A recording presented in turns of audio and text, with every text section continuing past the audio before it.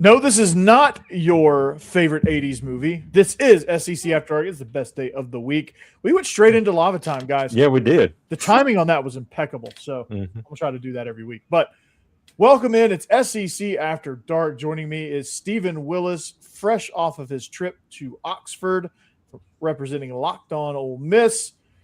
Jake Thomas, your double shot of Alabama, Bama After Dark, Tide Talk Live. Boss man, one half of Biscuits and SEC. I think the other half might be coming. I'm not sure.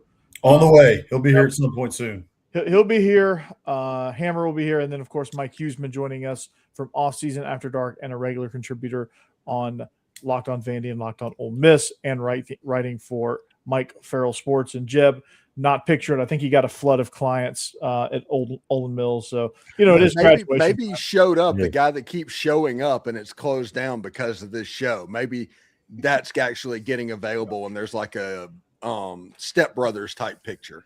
Yeah. It is graduation time, guys. So it's probably busy. So yeah, got to keep mom happy. Yeah, you got to get those memories, right? I got the robes and regalia right in the closet next to me, guys, for next week. Nice. Yep. Atta boy. Oh, what kind of what is it called? A stole? Is that what it is around your neck? What you wear around your neck? A hood? Stole is the one that goes in front.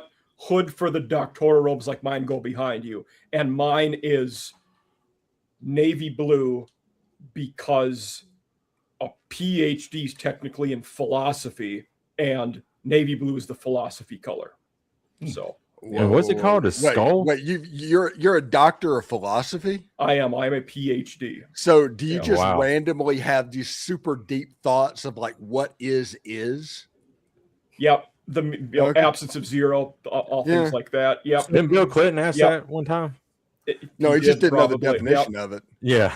He was a philosopher. How the 8 can start 10-0 and be 8-4. We don't know these things. They're unexplainable. How did 2024 Ole Miss miss the playoffs? I don't know. Yeah. What is it? The '96 Olympic mascot? That was a question that a lot of Atlantans, ATLians were asking at the time. So that's why I wore navy blue tonight. There you go. Yeah, like it. Yep. I don't know what white means, but by the way, JD Piquel put out a thing that LSU had the best quarterback room in the SEC, and that is the most retarded thing I've seen. Yeah, because it's Vanderbilt, right? I mean, geez. We're starting out with lava, and we are starting out hot.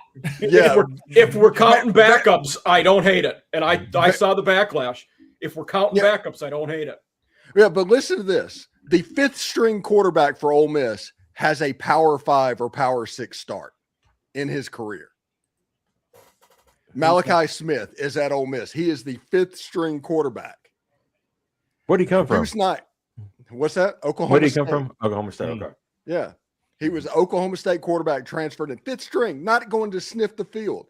Walker Howard has started games before. AJ Maddox, 4-star player, hasn't started a game. I get it, but he was a flip from Texas A&M. Deuce Knight, an Elite 11 competitor a year ago or 2 years ago, started a game at Auburn, and then Trinidad Chambliss is the best quarterback in the country. That's the best quarterback room in the Southeastern Conference. It's not even close.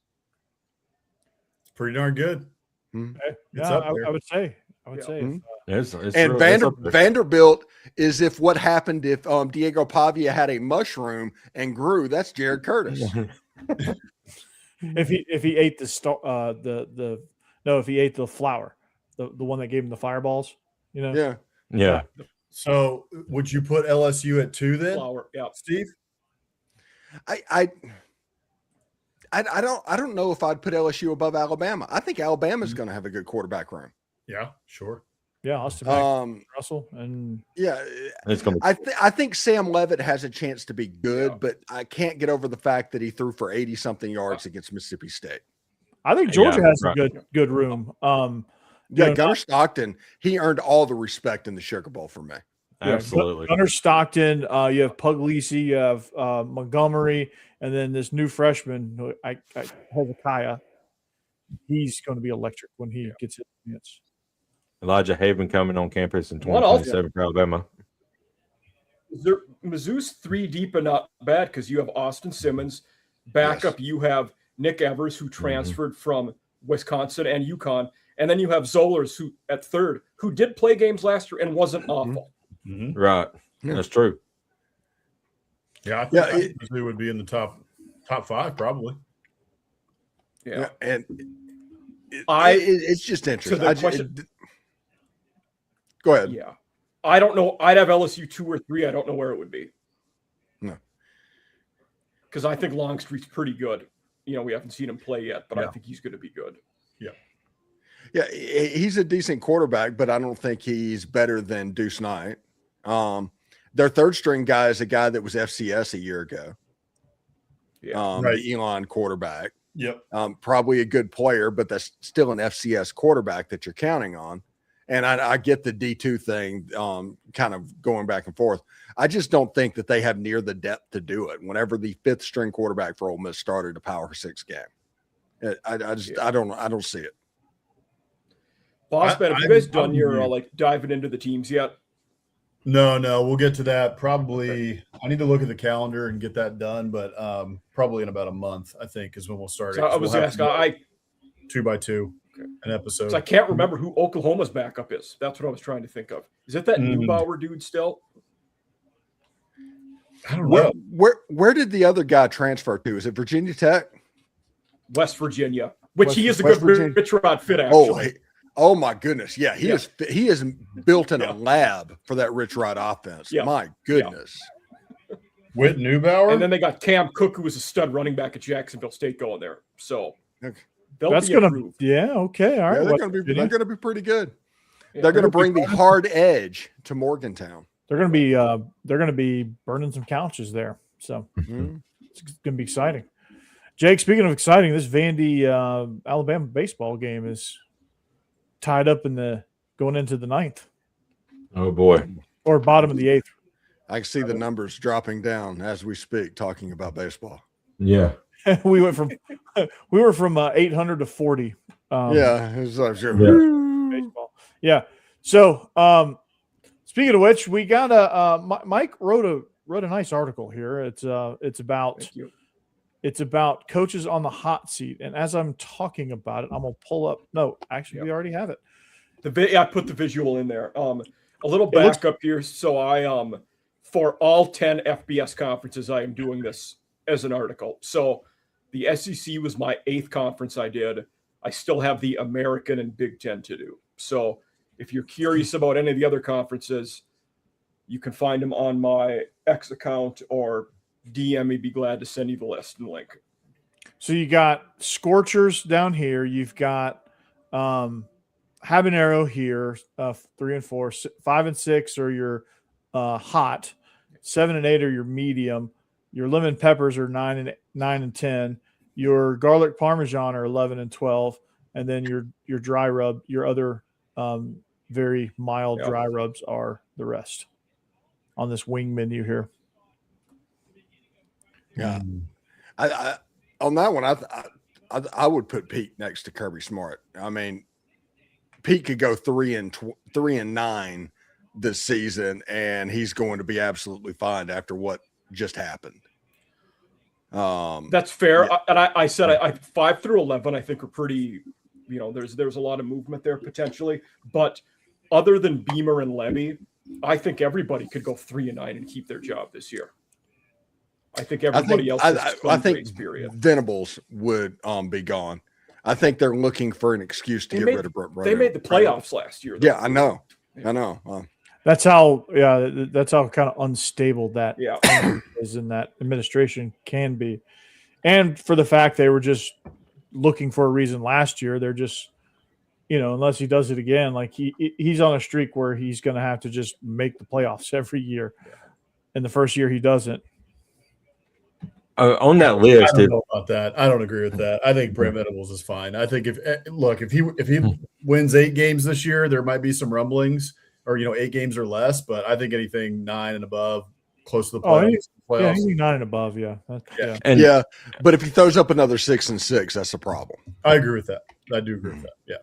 I don't think it fires him though. If they go to a bowl game, he keeps his job, and it's you need to get this figured out for 27. Yeah. I think they're in a really good position. I mean, I think that hiring of Jim Nagy and, Batir healthy this year, like, I think Oklahoma's going to be a darn good team. Arbuckle's a good old coordinator. He's probably a head coach somewhere next year or in 27. Put that list back up. Whoever did that, Corey or Mike, whichever one. All right. So, to me, if Steve Sarkisian doesn't do something this year, he could potentially move over here in the top 8. Absolutely. On the hot seat. This is the lowest any Texas coach will ever be. That's how fickle their fan base is. Yeah, right. They want results, like you said, and they've got to have it like ASAP. Well, and the truth of the matter is, like, I know my bias shows a lot, but look, he's had a Ferrari for how many years? And like, they really haven't gotten to the point where Texas fans expect them to be. Yeah. And he's had talent out the wazoo. It's coming out of their ears at Texas, and it's coming out of their horns. It's coming out, where they can find it. They're paying money, all this stuff. The return on the investment so far on Steve Sarkisian has been good, but Texas expects to be great, and it really hasn't met those expectations. That's right. Yeah, it was good when Tom Herman was there, and they fired him because it wasn't great. Right. Yeah. Right. And Sark has been better than Herman for sure, but they expect national titles, and they really haven't gotten that close to one. What about Ryan Silverfield's one that's interesting because he just starts out on the hot seat because Arkansas fans didn't want him in the first place. Right. And that's Golesh, of course, at Auburn, that they'll fire you for any reason known to man. Because they will literally fabricate affairs in your personal life before you've coached one game. Yeah. Golesh is in dangerous territory there, just taking the Auburn job in general. But yeah, Silverfield, man, like nobody's fired up about him. He was good at Memphis, but he was just good at Memphis. He never excelled. He never did anything beyond like being middle of the pack in the American Conference. He took over a 12-win team from Mike Norvell, and he never got that many wins in any season when he was there. His career record was 50-25, so he was winning 2 for every one. You should be doing that at Memphis in the American. Mm-hmm. Yeah, right. And so now he steps into Arkansas, which that's quite the rebuild as it is. Yeah. And he made a Billy Napier move and removed the clocks from that's a cheeseball Billy Napier move. And I just think he's going to be a 2 and done probably, unless it just goes really off the rails, and he could be a 1 and done. But that's a name that stood out to me there. Jake, Kalen DeBoer at 7. He just signed that big extension, but like Alabama fans have never really – a lot of Alabama fans, I can't say all, but a lot of Alabama fans have never really latched onto him. What's the deal with that?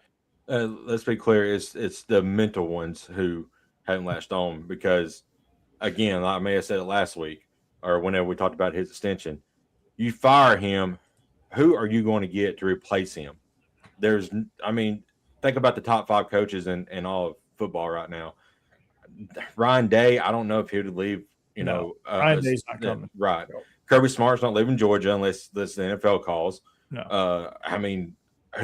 Dan Lanning, he don't have a really good track record winning top 25 games. I don't know you're improving with Dan Lanning. Look, you're not. And that says it because I think Lanning is the first target, and I don't know that you improve. You don't. Well, I don't think you do. The first target is Cignetti, and then I think it's Lanning. And Cignetti's not that's great. I forgot about him. Yeah. Totally right. Well, yeah. So, but he's not a realistic option. That's why you forgot about him. He's not a realistic. Because he's not leaving. He's an unknown commodity still. They had a ton of talent last year with a lot of experience, and they had a dream season. Let's see if they can replicate that this year. I don't know if they can.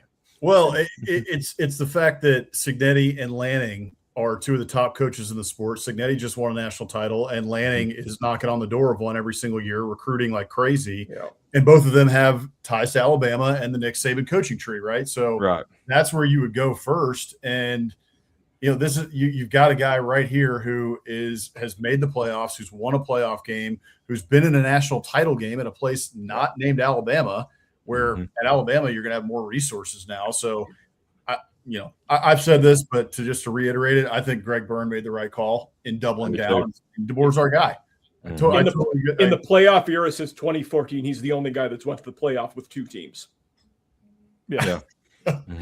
Fire DeBoer. Yeah. Fired, right? Yeah. I mean, it's just it's a and crazy he won on the road, which is the only team. Alabama's the only team that's won on the road in the playoff so far.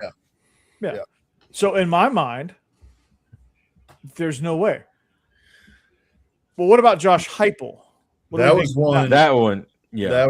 That's one I was going to name because I think too, like I would move Kiffin up that list. I know, LSU fans are obviously like want immediate success with Lane Kiffin, but that's why he's where he's at. Yeah, but he's not, he's not in danger of getting fired, right? Like, but again, I think only Leber and Beamer are in danger of that. That's what I prefaced this list on. Right. So, but even still, I think he moves down just for this sheer fact of like, could be.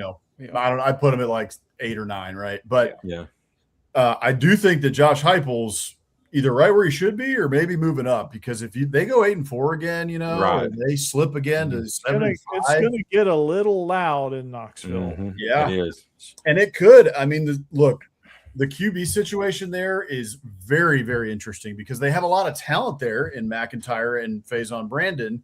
Who's it going to be? We don't know. And either one of those guys, while they have a lot of talent, they are very inexperienced. We don't know anything about them, in terms of how they respond on the field in a college environment. So, we'll see. There's a lot of ifs with that Tennessee team that, and like you said, it says here, Vol fan base can turn quickly. Like, I feel like they're still in on Josh Heupel, but it's but hey, you got to show us, man, And they were not happy with 8-5 last year either. And getting spanked by Vanderbilt too. Yeah. And if that continues to be a trend, I don't know that he's going to be too much longer for. I'm also not sold on their QB situation for this year, and it shouldn't have played a part, but maybe it did a little. I don't know. Well, here's the thing. I'm just looking at the schedule. So their first, their first SEC games against Texas. So it's at home, so that's good. But if you lose it, then you got Auburn coming to town. Well, what if they lose that one? After that, they got to go to Fayetteville, which they should win. But then you got Alabama, and then at South Carolina. So I mean, you're staring at 1-4 potentially starting out in the SEC if they lose that Auburn game. And you can't overlook Georgia Tech in week 2 when you got to go to Atlanta. Like Georgia Tech's just not a pushover anymore. We don't know what they're going to look like without. I don't even know who the heck they have at quarterback, right? Because you lost Haynes King. No, it's Mendoza's little brother. Oh, you're right. That's right. Yeah. Alfredo Mendoza or whatever. I think it's Alberto, but something like that. Yeah. Forevermore Alfredo Mendoza on this show. What's yeah. But I mean, you can't overlook him though. Brent Key's a darn good coach. He's done a great job at Georgia Tech, and having that in week 2, like, gosh, you don't want to start out 1-1 with a loss to Georgia Tech with Bama and Texas looming. And the end of their schedule too, at A&M, LSU, then at Vandy. I mean, that's 3 tough games at the end of the season too. And you're going to do that with George McIntyre, who is a good quarterback, but like, does he really wow you? Or go with Faison Brandon, who he's the high upside phenom. I mean, it's kind of like what it's kind of like what Florida's going with. It's kind of like what Bama's dealing with right now. With you have, Austin Mack's a great quarterback, but Keelan Russell is the high upside phenom that you just can't deny his talent. I think Faison Brandon's going to end up being in that same scenario. So what does that look like early in the season? And then does the confidence wane and does it become a rough season? Then you're looking at Heupel, possibly being gone because you had too many of these seasons. You lose back-to-back to Vandy. That's never good. I also wonder what with Heupel, he does get surly and confrontational at times. If their fan base, flips off to him and makes it unpalatable for him, does he just say, "Screw you guys, I'm going to go back to the Big 12 or something"? Because he could easily get a job somewhere else. I think his ego might get in the way on that one because I think he probably could have done that any of the last 3 seasons when the fans were all over him. So, especially with the late season collapses, but because when Oklahoma opened up, I think he could have probably left on because I think some Tennessee fans were on. Then. There's a lot of bad blood there with him and Castiglione, I know. So that's why he didn't go. That's yeah. So I said it at the time. I said that like, oh no, those two hate each other. So I think if unless he left in a bad situation at Mizzou, like if Drink ever leaves, like I could see him because he previously worked there. Yeah. So that might be something that Mizzou might do as a result. There's an interesting one there in the middle of the schedule too. It's October 24th. The Vols head to South Carolina to play. Yeah. That place that's a big game for the Gamecocks. Look who's number one. Yeah. For his job, Shane Beamer. I mean, that's going to be an interesting one. It pained me to put the alma mater at number one, but he has to be right now. There's Well, no other way around it. it's in part because, you've got all these other coaches. There was so much turnover, in the conference last year. And so it's just natural that somebody has to be at the top on the hot seat. And Shane Beamer, with the way it went last year and with also so much turnover in the conference. I mean, because it could have happened last year. That's why he's number one. And Mike, you wrote the article. Is that kind of what you're thinking there? It could have happened last year and it didn't. Yeah. So now it's gotta, now it's do or die. And absolutely. And also speaks to how fickle the fan bases are in the SEC, because 2 years ago, Clark Lee would have been one. Now he's one of the safest. A year ago, Beamer would have been one of the 4 safest. Now he's number one. Like there's so much movement back and forth just because of how much one season can change your fate in this conference. Also 2 years ago was like number 1 or number 2 in. Oh, in yeah. And he couldn't break 500. Yeah. You're right. He couldn't. Billy Napier would have been top 3 forever, but he'd always win games and go on a heater right before he was going to get fired. Yeah. He was the opposite. Yeah. He never got safe. He was always his way into he would coach his way into the green, and people were like, I don't believe it. And then he'd do it again and again and again. And finally Florida's like, it's just this is a trend now. So you can go to James Madison. But I will say the toughest for me to rank on this list. I mean, I had told Corey this one, but I probably went back and forth 4 or 5 times between Will Stein and Mike Elko. It's odd because they're like the multiple schools, won at all of them, versus Stein, who's never been a head coach ever. But I flip-flopped on those two a lot. And with Stein, we just don't know anything. He's recruiting his butt off. Their fans are super patient. There's a lot of buzz, but we don't really know anything. His first season, honestly, and this is not a shot at him, it's going to be a disaster because he's never been a head coach. Yeah. And he's coming into a team that is a little bit in turmoil and into a league like the SEC built the way it is coming into the season. Everything's aligning for his first season to be a mess, but it's going to be a learning experience for him. He's a smart guy. I listened to another interview with him, and I feel pretty good about his chances at Kentucky. Like I think he can be successful there. He's got the number 2 quarterback in the country coming in from Chicago, and that's going to be, he's already making a name for himself. So I think they're going to be competitive. I think they're going to, they're going to do some good things, and they're going to show you why that there's a future there. But I don't think you're going to necessarily see it in the results in year 1. It's going to be kind of more of a year 2 thing for him. And their schedule's a bear too next year because you have your FCS game to open up.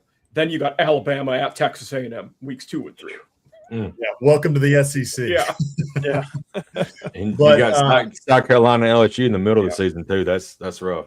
I will say this though. I do think that, Stoops was good for this, once a year at Kentucky, at least in the years that they were not good under him. He got somebody every year. I think with the Will Stein factor, for the fact that he is a new head coach, that surprise factor, of like that coach coming into the league, you don't have a whole lot of film on him. Okay, he was at Oregon, so you're watching some, but he's going to pull out some surprises, and he's got some talent on that roster. They're going to push somebody to the wire, and I wouldn't be surprised at all if they get somebody in year 1 that nobody's expected.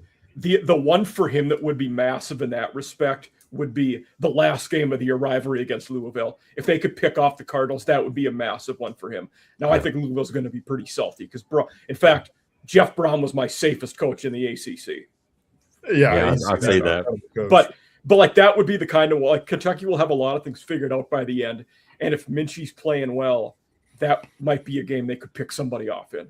Well, and especially for viewers to remember, if you don't remember, Louisville beat Kentucky because nobody was paying attention to Kentucky football except for sickos like us at the end of the year.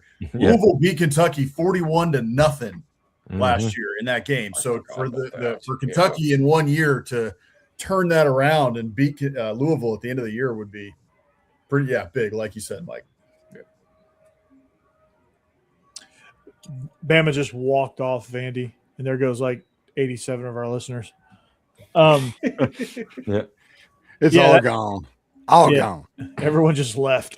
Everyone left the building. No, it's actually going up now because everybody's joining since it's over with. That's right. Yeah. Will Stein is an interesting one. I think he has a good future. John Summerall is one that also intrigues me. Because you have a guy like that, and he's the perfect amount of psycho for what Florida needs, because they've had cheesy.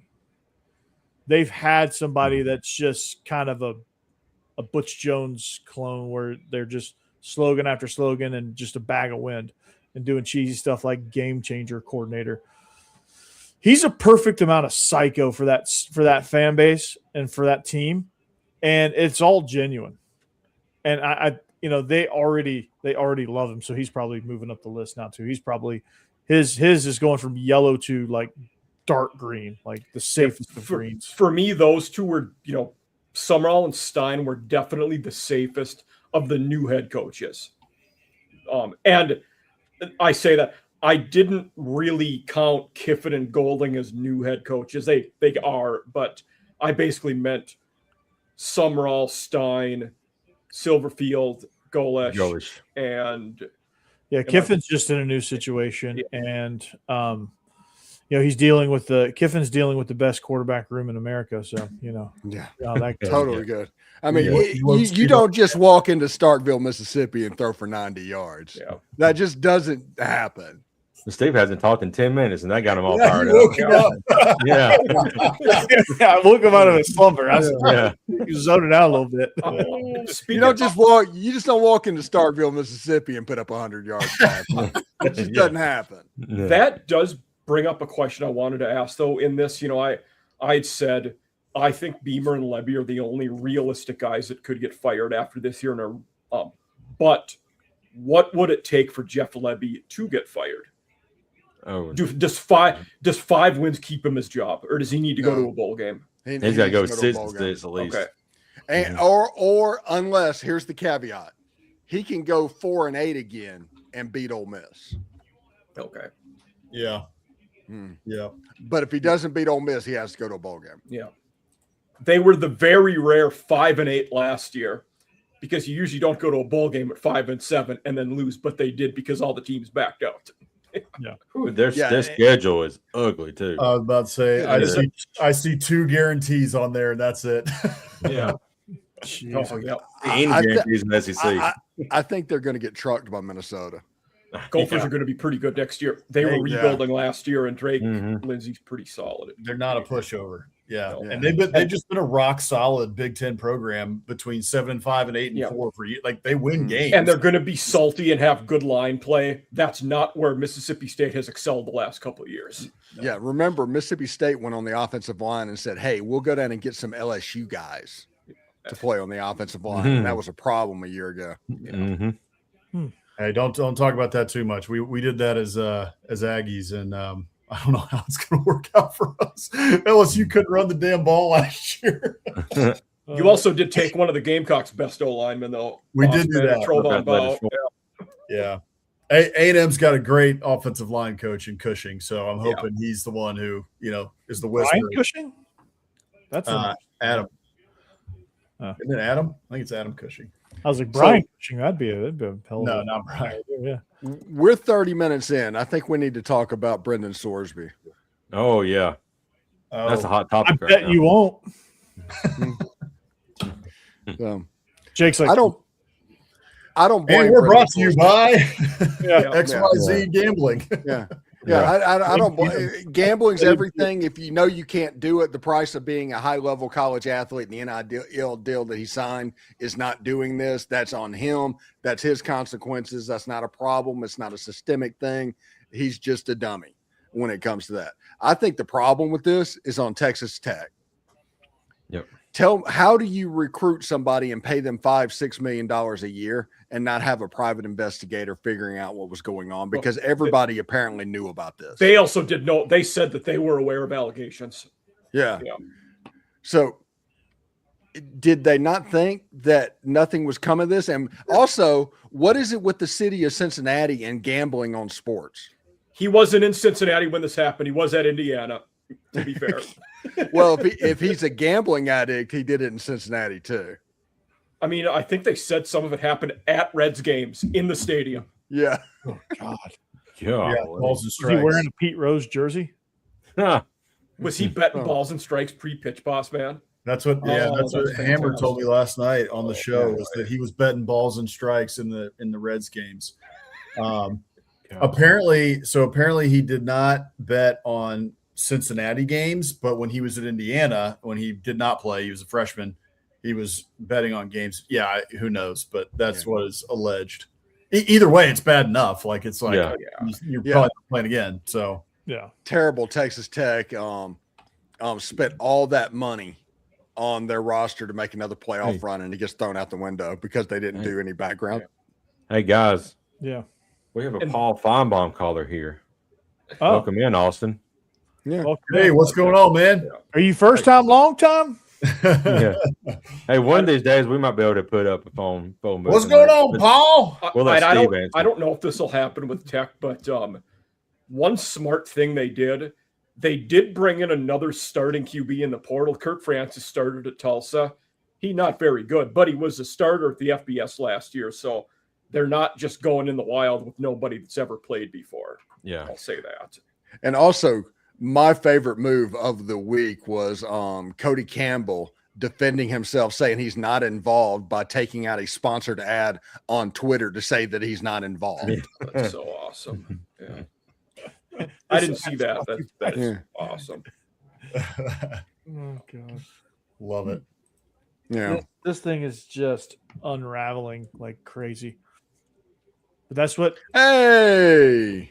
Hey, 30 minutes late, but hey, get here when you can. watch Better this. late than pregnant. Watch Watch this. this. It won't even work. Look at this. Like the Aggies against the Gamecocks last year, doesn't show up until after halftime. Yeah. Like a blister shows up when the work is done. Yeah. Hammer's about Yeah. to put on a show. Yeah. Yeah. All right, Okay. and that'll Yeah. do it for us here on Lockdown. End stream. Yeah. No, don't say that to Corey because he'll do it. He would do it, and then Oh yeah, in stream. yeah. What's up, Hammer? But What's up, y'all? What's up? oh, and Good the having other the other favorite thing that happened was the Big 12 signing the private capital agreement with the private equity firm, as if $30 million comes with no strings. Oh. Yeah, this is the first time in the recorded history of man that $30 million changed hands, and they just got it for nothing. It was Yeah. completely just altruistic. Yeah, that's plausible. Well, that's how private equity firms are. They're Yeah. never That's- no strings, they're the always reason- no strings attached. Yeah, they're the reason we don't have shopping malls anymore. Once they got involved, they ruined the perfect thing of an indoor shopping mall. Yep. It was the perfect thing. Private equity got involved, and now all of a sudden they're nowhere. Rent in big cities is largely skyrocketing because of private equity. Yeah, It's a big reason. they're Hey, completely evil. Austin, we are on every Thursday night, especially during football season, and we do picks, so you'll enjoy that Yeah. as well. So Absolutely. Yeah, I think private equity is very well liked around the United States, as you guys are saying. You know, they say that Congress polls at like 7%. I think if they polled private equity right now, they poll it like 2%. Yeah. Oh my. So yeah, let's welcome them into college football. Great idea. Yeah. It's gonna go Yeah. great. Big 12's on a heater. Yeah. All of this because Okay. of 1 Oh, year. yes. They're going to make enough money in 1 year that the Big Ten and the SEC does. So they do that. What happens next year? What part of your soul do you have to sell next year to break even? And that's the problem. And it's going to happen, and they're going to get the clause deeper in, and it's going to be all she wrote. But there's no clause because private equities. They're just good Private equity is going to own the LDS Church if they keep going in the Big 12 like this. Yeah. It starts with crumble cookie, and the next thing you know, they own the whole thing. Exactly. Oh, that's great. Yep. Yep. Oh, it's going to sit there. Private equity is known for like buying a bunch of stuff and moving all the debt to one organization and then declaring bankruptcy in that organization. Baylor's about to go out of business is the point. Mhm. Sounds great. Yeah. Yeah. Baylor's done for. Yeah. See ya. Wouldn't want to be ya. Yeah. Baylor's going to be sponsored by Scientology. Yep. Spoiler alert, Dave Aranda was my hottest coach in the Big 12. So Yeah. he must Yeah, be he's out gotta do anyway. something. Yeah. They got to beat Auburn for sure. Yeah, and they probably do the that funniest too. thing is on X is the people that are defending this private equity thing as a private capital. It's like, no. There's no ownership, and it's like, okay, it's like that Jennifer Lawrence thing. Okay, yeah, they're not going to have a say at all. You have boosters that give $100,000 that are at every practice, but no, $30 million. They're going to be just stand by and not have any say whatsoever. They're like, enjoy your $30 million. We'll be over Come here. on. We don't Yeah. care what you do with it. They made You it a only live nonprofit. once. It's basically a charity. Yeah. 100%. Yeah. We're just gonna write it off. It's gonna be okay. Yeah, it's going to be okay. fine. Trust me, you can own everything. We're just going to be in the back corner and not say a thing. And the next time you need money, we'll talk. We got rid of Freeze and Harson, but don't worry, you'll be safe. Yeah, Alex right. Golis. Don't worry. Yeah, you're good. But by the way, we have our new logo for a shirt. Yeah. Better late than pregnant. Yeah. We played on a soccer team in Nashville. Yep. That was named that. Yep. Is that where you were the goalie, Corey? Yep. That was the one where I got a guy that wanted to fight me so bad that he forgot how to play soccer. He was a pretty Oh, good that's player. awesome. Yeah, Was but that every game? Every that was my shtick. I mean, I think every team wanted to fight you. yeah, I was a 35-year-old running around with 20-year-olds. I had to have an edge somehow. Yeah. I mean, I thought it was hilarious, but Yeah, I What- just what run was by that? and Was pat that- him on the back. That was in 1965. no, it was in 1905. Like, it was around 2014, probably. No, it There wasn't. you It go, was yeah. probably closer to 2010. Okay. Yeah, it was Wow. like 2010, 2011, something like that. That was my first year of college. Jesus. Jake. Yeah, 2010. I was in high Case. school. I was in high school. I'm not the youngest. I knew it. My goodness. No, I know who I the oldest graduated- is. I graduated high school in 2013. Okay. What? I was a 09 baby. I graduated high school in the late 1900s. Yeah, we're old. Yeah. I was turn of the Late century. 1900s. I was 2003. I was 2002. So we got the oldies up top and then the youngins on the bottom right now. That's right. Yeah. Young Guns. Yep.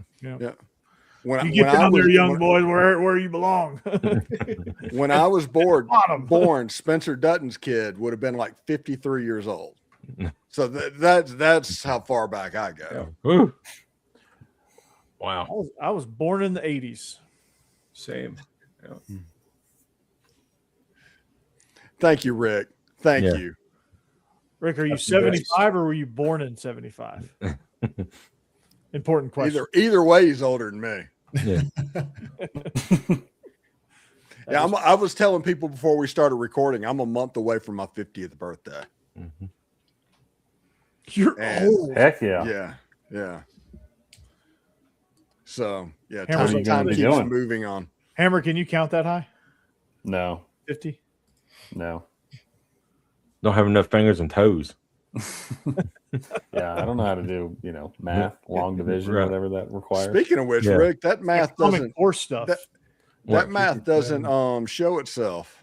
That's not right. It's not Can't be math. 75 and born in 57. I wonder if he typed one of them, like Yeah, your inverse math is numbers not on math. one of them. Yeah. His math is not math in here. Hammer, when you did math in school, was it 1 page per problem? This is all Oh in my the calculator. Yeah. I'm like a wizard whenever I go in. There's like Gen Z people because I can do arithmetic in my head. Not me. I'm not They quite look at me like I'm a wizard. It's like, what? I can do it's 10%. It's moving a decimal place. If you'd have been born a little bit earlier, they'd have burned you at the stake, Stephen, for that stuff. Seriously. Yeah. Seriously. Right. That's witch stuff, man. Just imagine Yeah. walking into James Lawson doing arithmetic, Steve. You would be. They look at you like you're not from this planet. Yeah. So Austin, was Crazy. you born in 2016 or did you graduate school? Wait, in what? I don't 2016? think he was born in 2016 because I'd put him at 10. Well, It seems like everybody's on the high school He'd be at 9. graduation Probably year. born in 50. This is making sense now for what Rick's saying. Yeah, because Yeah, high it school does. at 75. Ah, okay. So, yeah, Austin was class of 2016. yeah, Okay. that makes sense. I was in my 7th year of coaching in 2016. So yeah, That's I it, was 6 or 7. Yeah, in high school. Did you get that Hammer, buyout? you got here just in time to drive this train off the rails. Yeah. We were Yeah. kind of already done with our conversation. Time to go off the rails. Well, what else we got over here? What we got? SEC QBs we can talk about. Yeah, We got mean- what was this? Returning stars. I feel like it's a lazy list though. Those are old graphics. Are they? Yeah, I mean, I don't see Sam Levitt at number 1, so that one's That number 9's a little off on that list. I'm Yeah. serious. You just do Yeah. not walk into Oh, Starkville, yeah, you're Mississippi and put up That was 100 it. yards passing. You just And don't do I that. don't. Yeah. There's one there- that came out today. I don't think Austin Matt's. There was a new QB list that I put in the group chat today. I'll draw It that was one up. it was from Steve's favorite guy, Blake Ruffino. Yes, Well, it was Fino and Joe. Yeah. Ruffino. Oh, It seems God. like Twitter. It was very lazy. Twitter's all over Arch this week. Oh, the Oh, That's we all got I Ralphs see. versus Air? Is that Yeah, everybody's saying it last year. It was all his receivers' fault. They're just showing clips of dropped passes yeah? and being like, "Look and how all good those Arch receivers is." are back. Yeah. I mean, Arch is going to be good this year, but that's a bit of a stretch. Well, it's like NFL draft guys because the draft is done, and now they're like, oh, looking ahead, and they're all like, oh, I thought Arch had a bad year last year. Like he's great, he's this, and I'm like, all right, guys, Yeah. come Did Mel Kiper say Getting- that? Getting the hype train going. on. Getting it back. They're putting the Yeah. coal in the engine there on that hype train. Yeah. They're talking Full about steam the ahead. receiver. Yeah, the receivers for Texas drop passes and Trinidad's Vanity Fair and ESPN and his Heisman campaign. And CJ Carr, I guess he just has the Golden Dome helmet. Mm-hmm. Yep. And then you got Sam Levitt. Hey, man, if he could get to 100 yards against Mississippi State this year, that would probably put him over the top. I can't even imagine.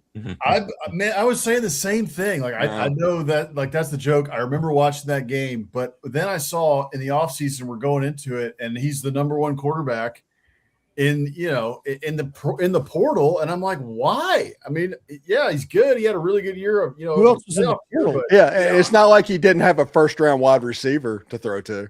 Yeah. Well, There was and he had nobody- Scatabo to take the pressure off. Like Yeah. in the second year when none of those guys were there, he did have a first round wide receiver, again to throw to, but like didn't have Scatabo, and it was okay. They still ran for 300 yards against Mississippi State. It's not like he didn't have a running game that night. No, He that's just true. couldn't throw the ball. Couldn't throw the ball. Yeah. And you talk about the other QBs in the portal. There weren't as many elite names as we had seen in the previous years. There was Number 2 is a guy we've talked about a lot tonight, Sorsby. We see how that Right. went. Mhm. Mestamaker, I do think he's good, but we also don't know if he's just a system guy.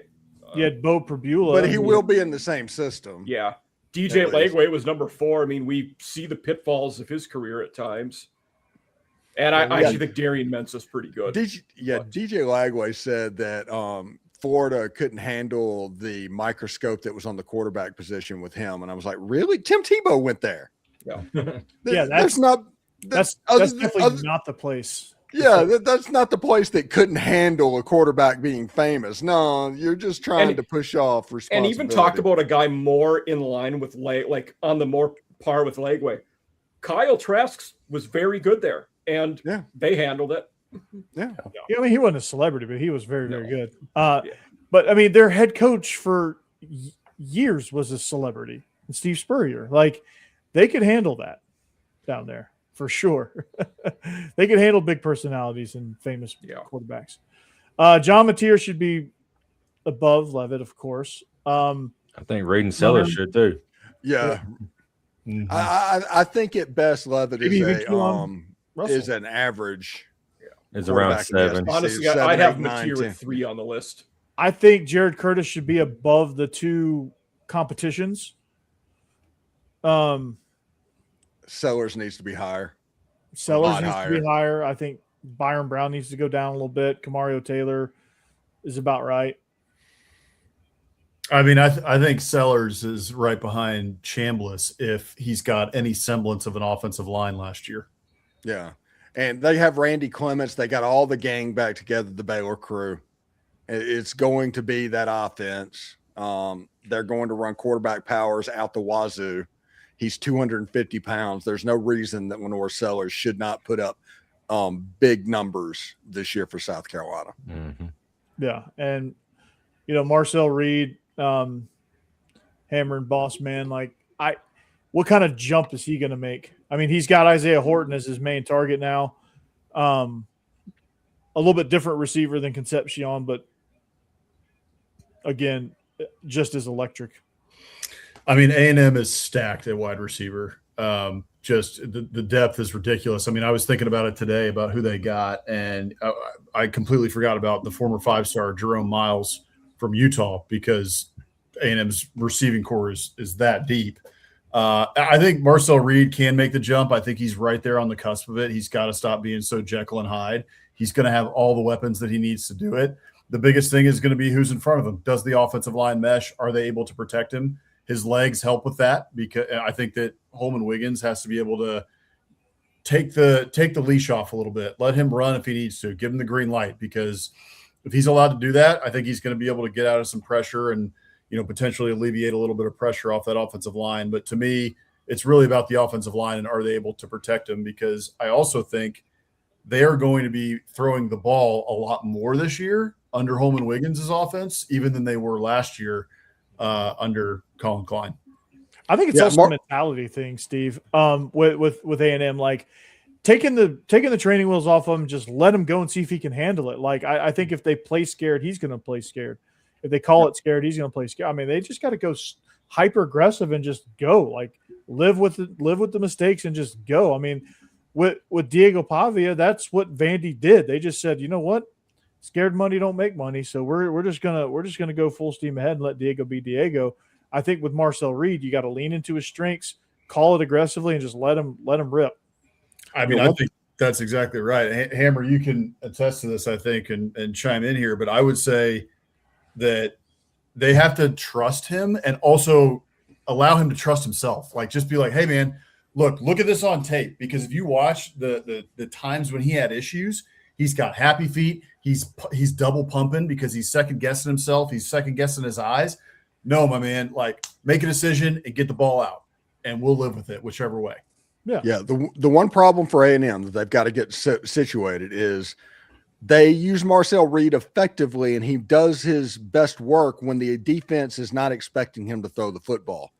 This year, they need to get to the point when it doesn't matter if the defense knows that a pass is coming. There's going to be a success rate. That is the next step for Marcel Reed. And you build that by aggressive play calling. You build that by letting him take shots. You build that by RPO stuff. You build that just letting him do his thing. Their defense is good enough to where you can survive a turnover or two. Yeah. Right. I mean, let that happen. And because, for better or worse, the team takes on the personality of the coach. Everybody hears that. If you're playing scared, Texas A&M is going to play scared. It's and they're that going to lock up in those moments. Yeah. It's that defensive, conservative mindset. And that, with these defensive coaches, that's typically their downfall because they're too conservative and their offense gets bogged down and their offense gets paralyzed by fear of making mistakes. He also this year, especially, and not just in the red zone, because he had this in the red zone last year with like Nate Borkesher to some degree. But he's got a safety outlet in Isaiah Horton. He's got a big wide receiver, a big target. That was one of the big things that A&M was missing last year, was having somebody big on the outside that on third down you can just throw a jump ball to, and get it, or throw a fade to in the end zone or what have you. Just having a big target and an outlet that he can go to when things get tight is going to be, I think, massively helpful.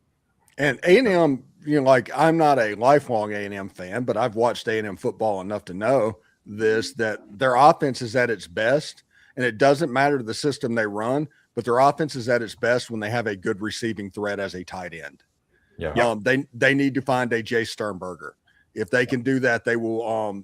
You will see Marcel Reed get better by leaps and bounds. Mm-hmm. They brought in a couple transfers. One kid to watch out for those who don't follow A&M closely, Keati Armstrong.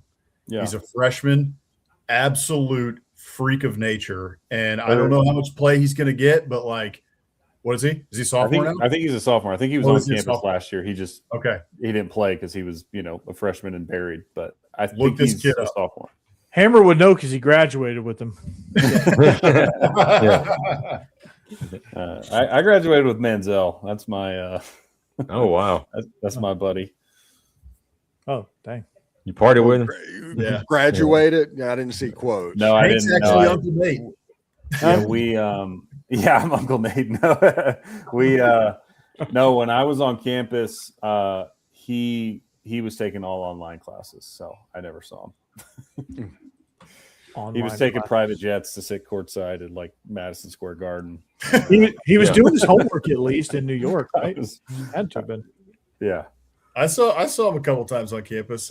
We had kind of mutual people who knew each other. I saw him at the MSC a couple times, which is like our student center. But then that was before the Bama game, and then when the Bama game happened in 2012, never saw him again. Yeah. Except one time I did see him at a bar called Chimmy's on Northgate, and he went straight into the back, walked right through the restaurant as quickly as possible with another Aggie. I think he was with Ricky Seals Jones or somebody, and went straight into the back. It's pretty funny. So the last time I saw him was at a bar, and that's the only time people ever saw him anyway, was either at Kyle Field or at the bar. I mean, hey, Money Manziel, baby. The A's won again tonight. They beat the Royals 6-3. Well, beating the Royals is not a difficult thing at the moment. No, historically, unless it's Brett Saberhagen or that random 2015 team. Yeah, they came out of nowhere to win the World Series and then finished second to last year after. And then has not finished good at all ever since. Yeah. By the way, Hammer, to move to Kansas. Yeah. By the way, Hammer, I was me and you was pretty spot on about the draft, about KC Concepcion should be a first rounder. Yeah. He did get picked in the first round. I know. Yeah, he got picked right after we signed off. Yeah, I was cussing it though because he went to Cleveland. I'm like, God dang, can we? I don't want him to go to the Browns. Careers go to the dock. Cleveland. I know. Graveyard, man. Yeah. Did you see what Shallow Sanders did allegedly? Oh yes, he told he told one of the most respected NFL reporters to go make him a sandwich. Yeah. Hell, Diana Rossini? I did not say this. Yeah. Oh. All right, boss man, you can leave. You can leave. The exit's this way. Right. Yeah. I'm going to jail with Shallow Sanders now. There was apparently a tweet, and I don't know if this is real or not, but there was a tweet. It's like she's tired of looking back. She's only going to look forward. What position is she going to get into next? And it was like, no, that can't be real. That can't be real. Oh my God. There's no way it's real. They're talking about Mary Kay Cabot, by the way. So it's that one can't be real. No. It's the Patriot way. Yeah. I do like the joke from last year that the Titans were looking for a Mike Variable type coach. Yeah. Yeah. Yeah. Well, maybe the funniest thing is not even related, but like while all this is going down between Vrabel and Rossini, Bill Belichick's girlfriend or whatever she is posts some picture of him at her cheer competition in like Yes. Florida or something like the national championship of adult cheerleading, and he's like cheering her on. I'm just like, oh my gosh. Like people in the stands probably, is that your dad? Right I there? know. Yeah. That's your granddad. What's Yeah. Bill Belichick doing here? Yeah. Oh my God. I did Apparently chuckle he's a little scouting. bit when that Yeah. stuff was going on. Like, people were like, I mean, should Vrabel get fired for this? And I was like, all right, well, should he and will he are a little bit two different things. Like, will he? Do you know who he works for? Do you guys know anything about Robert Kraft? Yeah. He's not Robert Kraft ain't firing him. No. Yeah, Senior Rub and Tug. Come on. Uh-huh. Yeah. The Yeah. one that He's one got that bothered me that you saw some people on social media say, well, how did Sharon Moore get fired and Vrabel didn't? Because Vrabel didn't go fatal attraction on her. That's why. Yeah, right. Yeah. Yes. Yeah. Well, this And they Well, didn't work also, together. it's a different situation. I mean, the Yeah. truth of the matter is, like, Rossini, she's a reporter. Like, this is obviously a conflict of interest. This is very clearly against what you should be doing as a reporter versus a head coach of a football team. Like, yeah, it's untoward. It's not good. It's obviously awful for the families. But, like, in terms of, like, affecting his job or, like, hard and fast rule, you can't do this. That's not there. Yeah, And- it's a moral on a personal level, but Yeah. it is Yeah. not against the rules. And- It's a rule against you can't sleep. Yeah. It's just immoral. You can't we sleep are- with sources. yeah.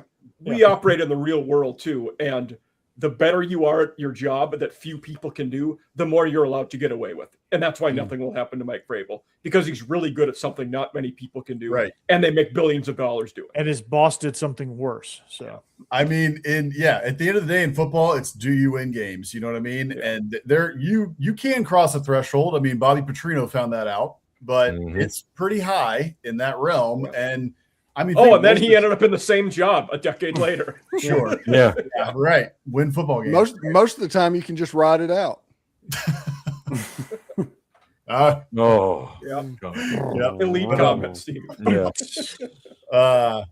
typically, That's one on a shirt, too. before Vrabel, they were terrible. The Patriots post Bill Belichick until Vrabel got there, they were bad. They were awful. Yeah. And even at the end of Bill Belichick, Actually, the end of Bill Belichick, they were all. Yeah. 33rd NFL team though, UNC. So just keep watch out for that. yeah, I mean, look at all those draft picks they lost. How are they going to function? Remember after this is I talked about this with the Virginia guy on my show last week. Remember their season opener against TCU? They marched down the field and scored that first drive, and people are just going nuts on social media and on the broadcast about how good they're going to be playoffs. Then Yeah. they suck the rest of the season. They had said the that- rest of that game. Yeah. The rest of the game and the season, like Did they even score after that in that No. game? I don't think they did. from the very next series where TCU then took it down and scored, Mm-hmm. their season just went in the tank from there. Yeah. They had that. I can't remember if it was Nelly or 50 Cent or whoever it was play the concert before the Clemson game, thinking this was going to be a night game, It's and it ends up being Ludicrous. Yeah. ludicrous. It ends One up of- being a noon game, so One, it's like one of the 10 greatest a.m. tweets ever that we have saved here. This is it. Yeah. Mm-hmm. Yeah, when Ludacris raps on 10 a.m. Just so good. oh gosh, The UNLV in the snow one was legit too, because they were in Wyoming and just beat the brakes off. Hey, before we get out, let's go to ACC at the dark real quick. But Mike, did you have Bill Belichick as the hottest coach on the hot seat for the ACC? I had him number 2 after Okay. Mike Norvell. Okay, yeah, I see Yeah. that. So I had Yeah, I forgot about Norvell, Belichick, Bill O'Brien was 3rd. Dabo. which- Bill Bryan. Bill Sorry. Bryan. Yeah, Yeah, Bill man. Bryan. There's no O in that name at all. Bossman, Yeah. who did you say? I was asking about Dabo. Dabo. Dabo's got to be up there, huh? Dab? No, out of the 17, I think I had him 12 or 13. Really? Yeah. I don't think they fire him. I think Well, it's yeah, he's just discovered the transfer portal. So let's see how this goes. I think they're would. sick of him, but I also think it's Oh my hey, buddy, you've done a lot for us. We'll let you retire if you want to. Otherwise, yeah.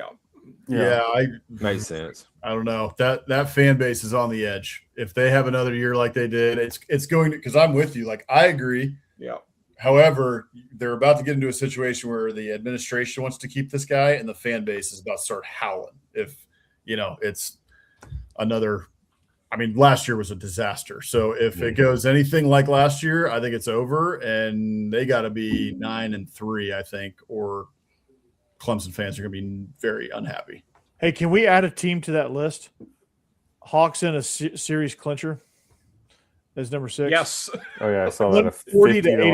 like, 140 to 89. Holy it was cow. like a God. 50-2 run or something. It was crazy. Jesus.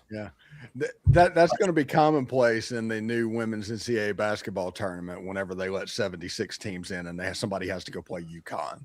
Yeah, how about that? Yeah. Yeah, 76. boo. Oh, I'm gonna love it because the Boom. Gamecocks are gonna get one of those bottom feeders and win 120 to 14. Yeah. Yep. It's like, it's good that those girls get to go out some of their last game. Oh yeah, we got beat by 100 points. Also, Gamecocks equestrian national champs 2026. It's lonely Yeah. at the top. Yeah. That's huge. Yeah. That's The hell big y'all time. beat Auburn. So it has been a rough year for South Carolina. Sure has. You have no Yeah. idea. Yeah. Yeah. Yeah. And I don't know what if baseball wise are we going to hire the guy from Coastal? I mean he's pretty good. Mhm.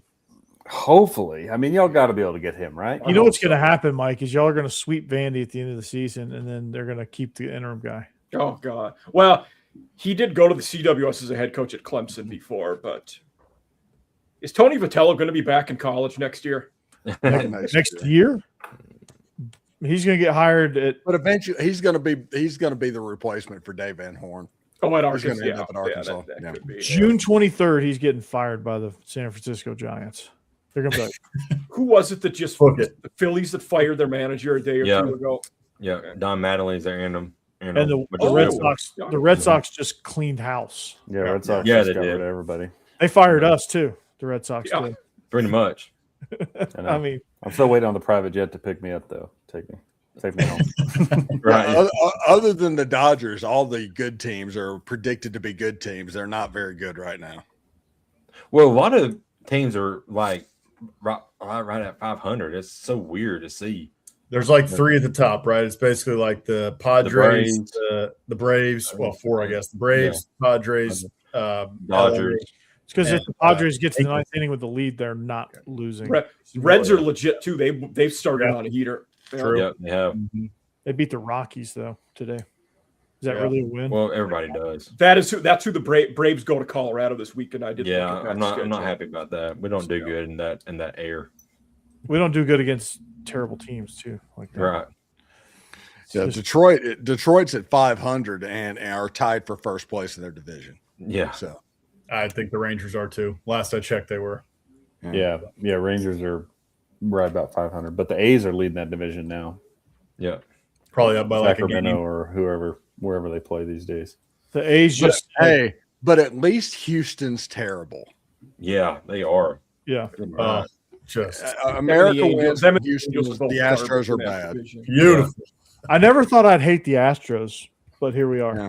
Bossman Hammer, are you guys Rangers, Nationals, Astros? Who do you guys cheer for? Rangers. Rangers, yeah. Okay, They Yeah. just said they hated the Astros. I hate but I that. didn't know if they were Nationals guys being the Virginia connection. I lived in DC for a while, so I enjoy the Nationals. I love Nobody it. likes the Nationals, dude. But Nobody. I've rooted for the Rangers since Hank and I, since Hammer and I were kids. So I'm In our division, yeah. if it's not the Braves, then I would root probably for the Nationals or for the Marlins. I'm not rooting for the Phillies or for the freaking. I'm Yeah. not rooting for a soul in our division. They can all kiss my ass. The Mets being terrible is funny. yeah, not the Mets. Yeah, it is. I mean, huge payroll, and they're Just root like for- the Terrible. Mets, the Phillies are awful. yeah. I'll root for the Yankees before I root for any of those teams. Oof. They're not doing that hot now either. And the crazy thing is, the Pirates are at 500 and they're on their customary last place spot. Yeah. Paul Skeens can't beat the Cardinals. I did want to bring up one thing that I just thought about. It Biscuits last night. You got the thought experiment you guys had about Texas Tech's QB. A potential. Do we go to Canada? Do we go to UFL? What do we do there? It was an interesting one. I think I book it. I'm telling you, they're going to try, and they should. Houston Gamblers. Mhm. Oh yes, yes. There we go. The Birmingham Stallions could use them. They're Oh, struggling. they're right awful. now. Yeah, AJ McCarron needs some help. big time. The Winnipeg Blue Bombers. If he is not playing for the Houston Gamblers next spring, we have done this wrong Oh, speaking of as which, a society. Diego Pavia will be a Winnipeg Blue Bomber if he decides to go. That's who owns his rights. Yep, I saw that. Oh, Oh, speak really? of, it will not be the Winnipeg Blue Bombers. You know who their QB is right now? Who? Peyton Thorne. No Oh, way.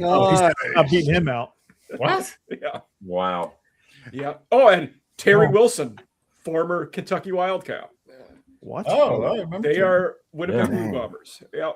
Yeah, Pavia's going to come in. I think there is a merger coming between the CFL and the UFL. I can see it. I would like it.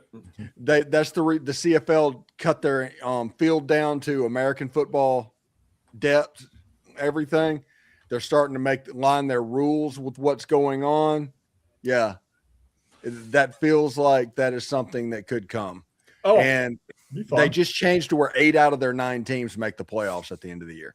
you want to talk about a great piece of irony? Steve, you mentioned Houston Gamblers. One of their QBs is Hunter Deckers, by the way.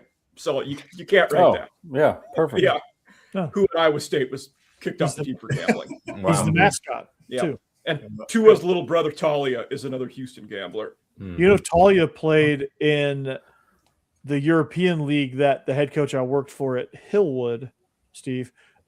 He's an offensive coordinator in Milan. Oh, nice. The Milano Rhinos. I didn't even know they were Okay. still doing like the Europe. It's No, called, they had- it's called ELF. It's called European League of Football. Yeah, it's not like the NFL Europe is not associated with the NFL at all. They broke Yeah. off and started their own league, and they have a lot of the same brand from NFL Europe, like Yeah, like the Rhine Amsterdam- Fire and Yeah, all of them are The there. one thing is, if you sign one of those guys, it goes as it doesn't count against your practice squad. Like the European development things in the NFL now, you essentially get a free roster spot if you sign one of those guys. And their divisions are based on countries. That's kind of Hey, cool. Somebody that's in the European Football League needs to come over and try and play college football. European League of Football. Whatever. You're right. ELF. Yeah. L. But Yeah. if basketball can do it, they can do it in football too. Yep. Yeah, we got 2 minutes. We got to get out of here. 2 Yeah, minutes. We're We've hit 10 minutes behind. yeah. Yeah. All right. Yeah. Well, we were off the rails, guys. It's Big okay. time. All right. So thanks for joining us right here on SCC After Dark. Glad you made us part of your week. Glad you made us part of your Thursday evening. And of course, we're going to continue rolling on throughout the season. Picks are coming up soon when football season rolls back around. So make sure you get geared up for that and get prepared. We want to have full participation. So go ahead and wrap your mind around it and let's get it going. Joining us on this awesome adventure here is Stephen Willis, Locked On Ole Miss, the most watched Ole Miss podcast in the land. I think he's got like a 16 million view head start on number 2, Something like that. numbers. But he's crushing it there. Mike Huseman, off season After Dark. He had was it Conference USA? No, Florida State is tomorrow morning, and Yeah. then we have a Sunbelt 2 for next week. Sunbelt Troy 2. and Marshall. Sunbelt Cool. too. Yeah. Yeah. So, you got Boss Man and Hammer, Biscuits and SEC. If you're missing out, you're missing out. They're 2 of the best, and they're the only Aggies I like. So, I'm joking, but they are the only. Fair. We get it. Understood. Before y'all got here, I was always whoop whoop whoop whoop. Hump my bags. Where did you get that shirt?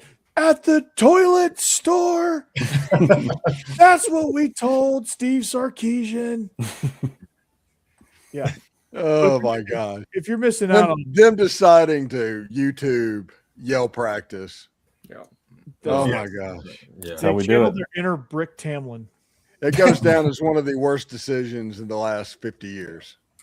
You guys are my two favorite Aggies. PC Principal is third.